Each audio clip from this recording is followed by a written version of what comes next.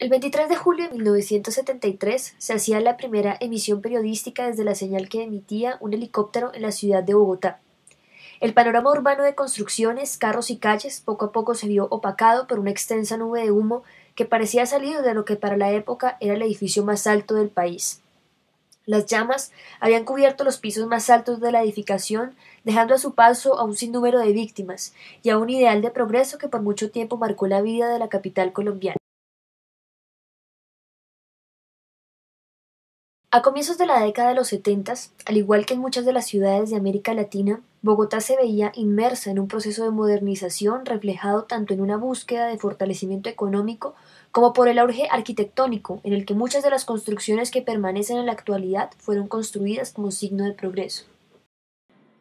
Entrando en los años 70, Bogotá va ya definitivamente a entrar en uno de los periodos más oscuros de toda la historia de la ciudad, lo que se va a llamar la ciudad del caos, la ciudad desordenada. Muchas de las personas van a buscar sitios donde vivir y al no encontrar o ser muy caro lo que encuentran en la parte vieja de la ciudad, pues van a empezar a colonizar las partes altas. Es la época en que Bogotá se llena de barrios de tuburios.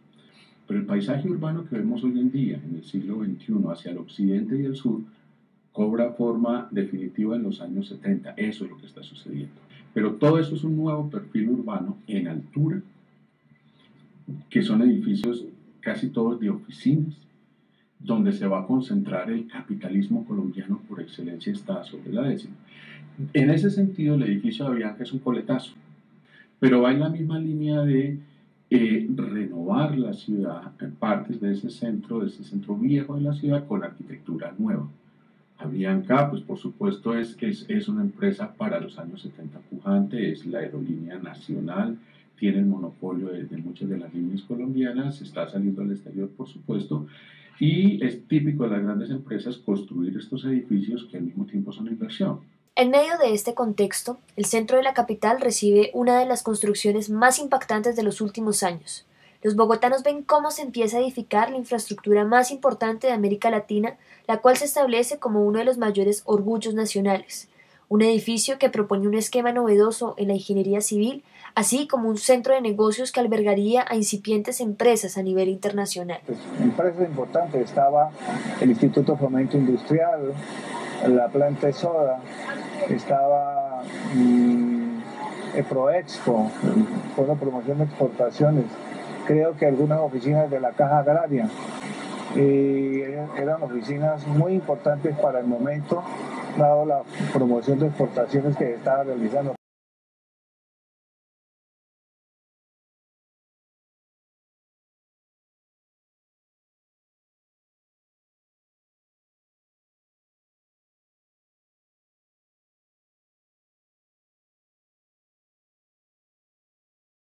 Pese al amplio desarrollo técnico que implicó la construcción del edificio, las medidas de seguridad que se implementaron no fueron las más adecuadas.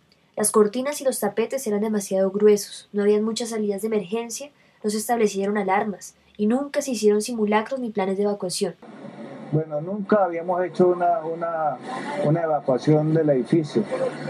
No había ruta, las rutas eran los ascensores, que obviamente uno sabe que en caso de incendio no se utilizan, y las escaleras comunes y corrientes. El 23 de julio de 1973, Caracol Radio realizó la primera emisión directa a partir de la señal de un helicóptero que recorría la ciudad. Por radio, el periodista Armando Plata empezó a narrar cómo una extensa nube de humo invadía el ambiente urbano.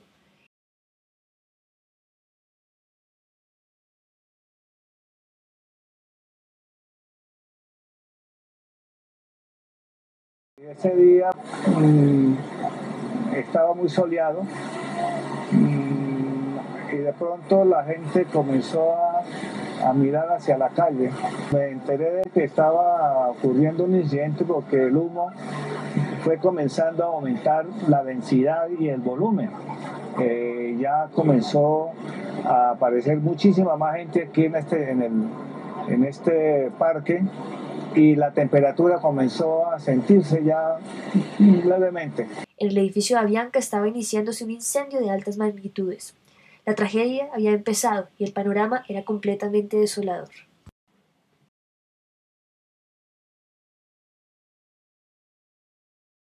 Al principio nosotros nos reíamos de la gente que estaba mirándonos, porque lo primero que uno piensa es la cantidad de desocupados que existe para ver un incidente cualquiera. Pero los de abajo tal vez estaban diciéndonos, pobrecitos, los que están arriba no saben lo que les está pasando.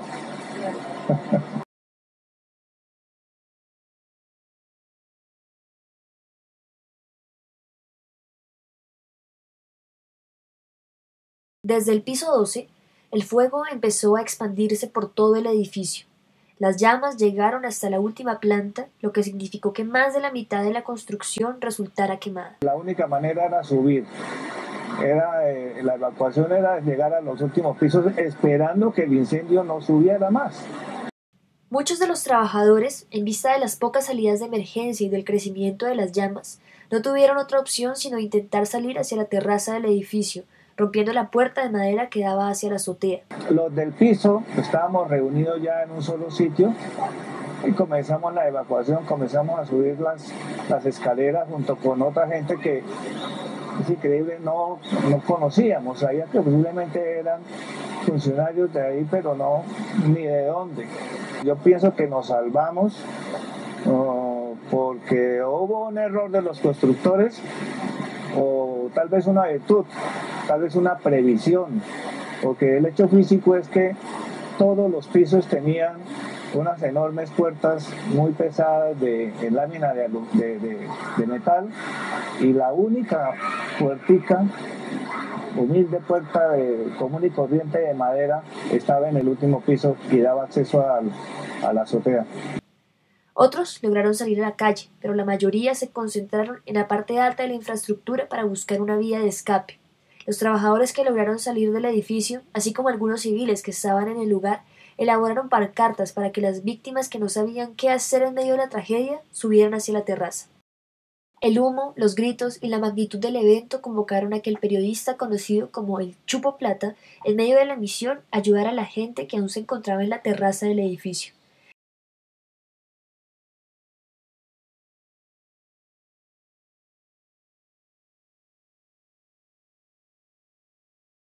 A través de la información que ofrecía el periodista, se generó una red de rescate entre las autoridades, lo que permitió coordinar los esfuerzos de rescate.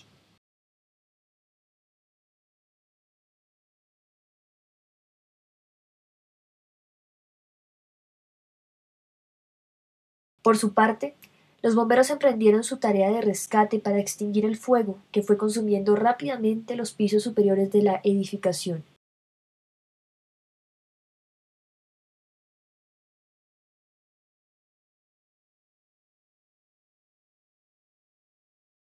Lastimosamente, los recursos fueron limitados y no permitieron que la tarea se llevara a cabo adecuadamente y que solo se evacuaran a los empleados que se encontraban en los pisos inferiores.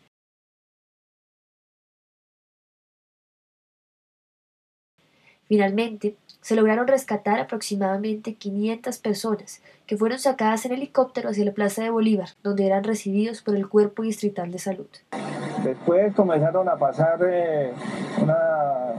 unos helicópteros diciendo que tuviéramos calma, ya que caramba, estábamos arriba, ya podíamos respirar.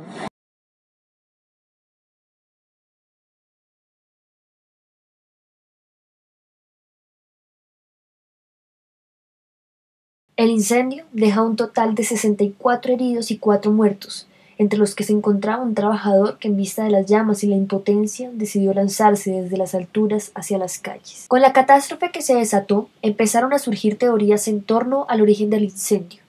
Periódicos y testigos de la época afirman que pudo ser provocado por una inconsistencia en el cuarto de máquinas del piso 12. Se dice que la causante fue un cortocircuito de una antigua máquina de escribir. Esta es la versión que se reconoce como verídica. Dentro del edificio de Avianca, además de estar algunas de las oficinas de esta empresa de aviación, existían varias entidades privadas y 4 públicas, las cuales eran las que manejaban las exportaciones e importaciones de todo el país. Entre los documentos que se destruyeron en el incendio, se quemó el Archivo de Producción Nacional, en el cual se encontraban estadísticas, proyecciones y registros de la economía colombiana. De igual manera, se perdieron los estudios de Colombia respecto de los organismos internacionales, así como hubo pérdidas de 5.000 solicitudes de importación listas para aprobación en el INCOMEX. Pasada la tragedia, se inició con la reconstrucción del edificio de Avianca. A pesar de lo ocurrido, la estructura no se destruyó. Las columnas que sostenían la construcción eran metálicas y gruesas, por lo que resistió el incendio, el cual duró todo el día. Esto terminó siendo un elemento fundamental para que el accidente no cobrara más víctimas. Pese a que los escombros se eliminaron de la zona y las quemaduras fueron borradas de la fachada de la edificación, permanecen aún los recuerdos de ese 23 de julio de 1973, en el que la ciudad vio cómo se desplomaba uno de los símbolos más importantes del progreso nacional. El evento marcó no solo a las víctimas, sino también a la capital, que no olvida la tragedia en la que se perdieron la vida de civiles y las huellas del buscado crecimiento de los 70s. El centro de la ciudad resguarda aún el edificio que en medio de la rutina todos los días es visto por los habitantes, ocultando tras sus paredes una historia que aún tiene muchas historias pequeñas que contar.